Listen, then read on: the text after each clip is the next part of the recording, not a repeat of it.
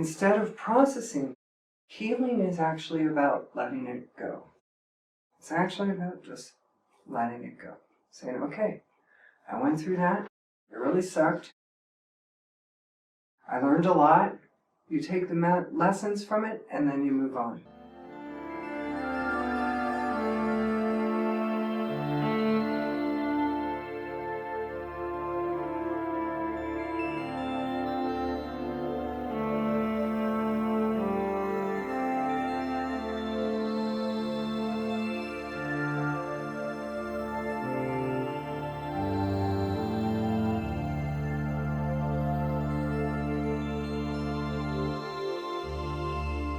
The first thing to understand with healing, especially if it's really deep, dark stuff and it's really heavy stuff, is that you have to realize that the things that happen to you are not what makes you who you are.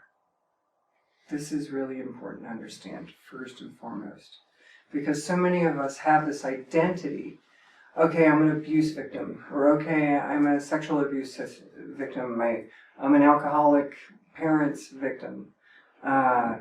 They make a name and put themselves in this box that this is who I am, or I'm experiencing so much grief and it's just never going to stop. I'm just so used to experiencing loss that it's just the way I am. It becomes an identity. It becomes a situation where you can't see yourself any other way. You can't see yourself, well, if I wasn't suffering from trying to heal this abuse or these bad experiences, if I wasn't involved in that, then what would I be like? If those things hadn't happened, what is my original state? What is my natural state? What am I like if I'm not suffering? What am I like if I'm not troubled by something I'm trying to heal? What am I like if I'm not an abuse victim? And so this is the biggest trap of this kind of healing, where a person is trying to heal some really deep, dark, traumatic stuff from the past. That past stuff, traumatic stuff, you have to remember it's not who you are. It's not who you are. And it's not your identity. It's just something you went through. You passed through it. And the healing part now is letting it go. This is what a lot of people don't understand. They keep processing and processing and processing and processing, looking at it from every angle and trying to figure out, okay, this is what's wrong with me because of this and this and this and this. Instead of processing, healing is actually about letting it go. It's actually about just letting it go. Saying, okay, I went through that. It really sucked. I learned a lot. You take the lessons from it, and then you move on.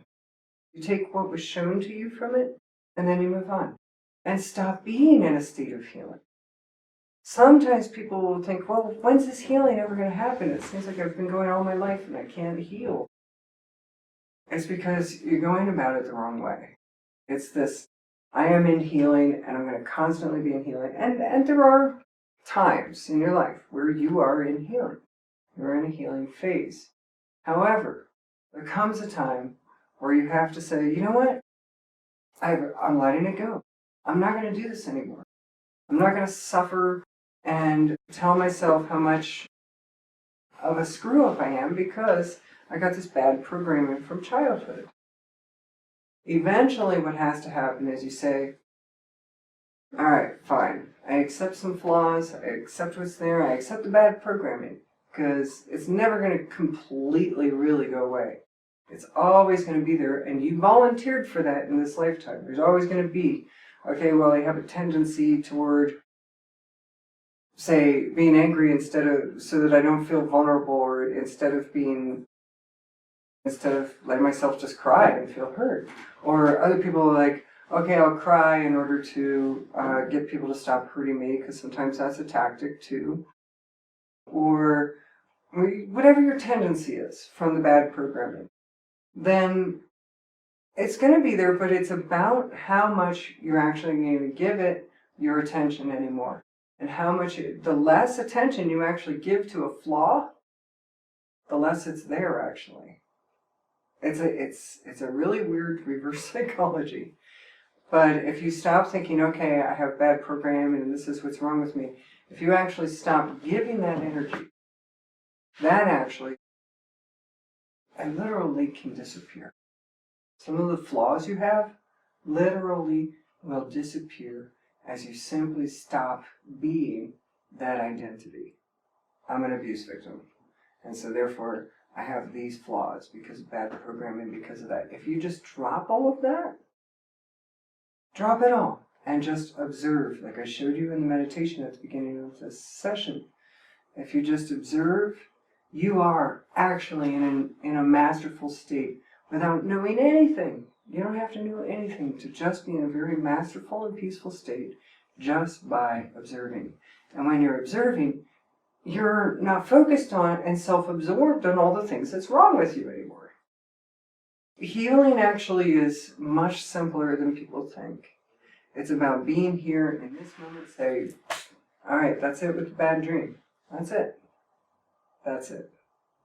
I am not going to keep dreaming that dream. I'm not going to keep talking about it. I'm not going to keep visiting it. I'm not going to keep thinking about it. I'm just not going to go in that trap anymore.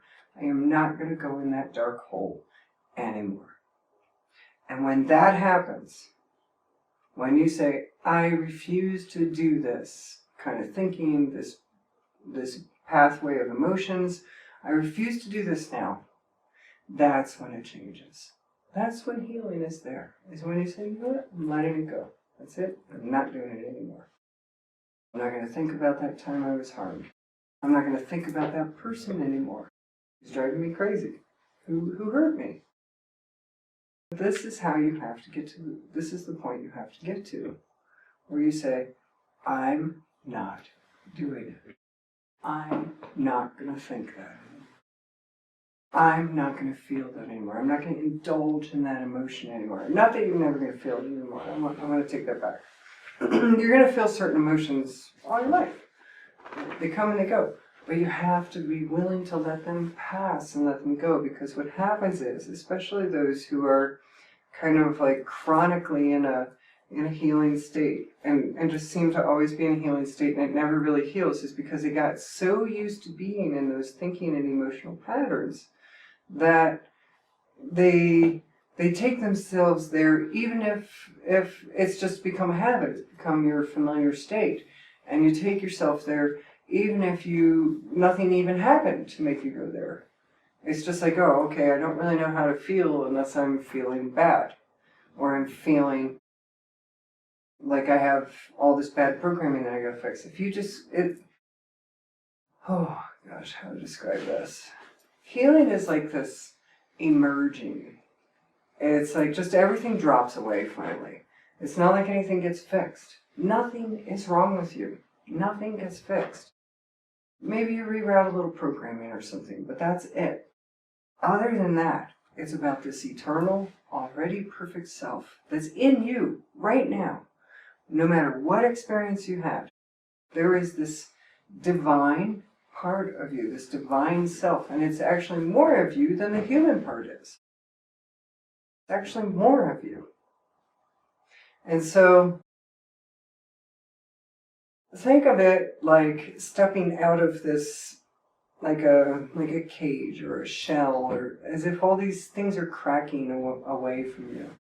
This retreat, really, when you go through these ceremonies, feel like the old stuff, this crusty old shell is just breaking away, and it's taken with it all these old experiences, all these old programs, all these old ways of thinking, all these habitual ways of feeling that no longer serve you, that aren't who you are. Really, take advantage of the opportunity to do that in this retreat. When you think of letting go of all these things, in a way, it's even like casting off the programming. I call it interrupt the program and just erase and replace. Literally erase and replace.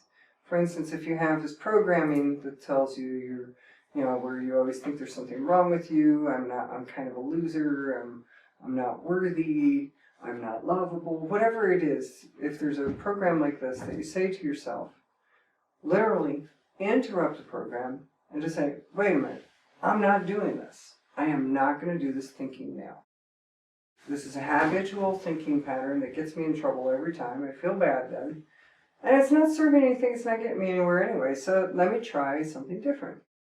And if you start telling yourself, I am wonderful, I'm lovable, in fact, I might even be amazing. And if you say this to yourself in a mirror every day, and you can do it to the point where you don't cry or feel bad, then you're starting to break through the programming.